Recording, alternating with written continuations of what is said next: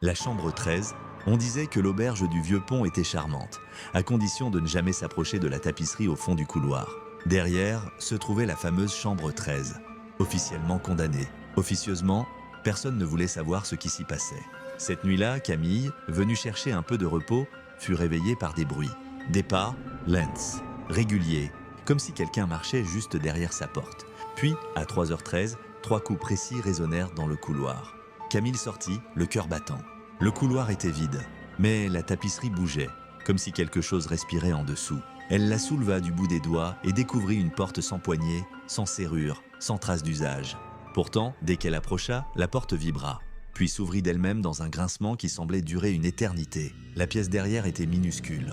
Un seul meuble, un vieux miroir fendu, entouré de dizaines de portraits anciens. Tous figés dans l'horreur, tous tournés vers elle. Camille avança malgré la peur. Dans le miroir, son reflet tremblait légèrement, puis il bougea sans qu'elle n'ait fait un geste. Le sourire qui se dessinait dans le verre n'était pas le sien. Pas humain, trop large, trop lent.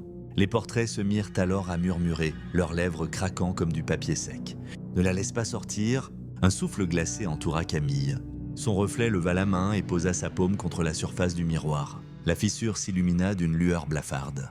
Un instant plus tard, l'ombre de Camille glissa, aspirée vers l'intérieur, comme happée par un gouffre silencieux. Le miroir s'assombrit. Les portraits se figèrent.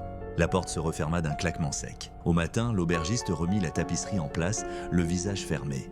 Il avait déjà vu ça. Camille n'était plus là.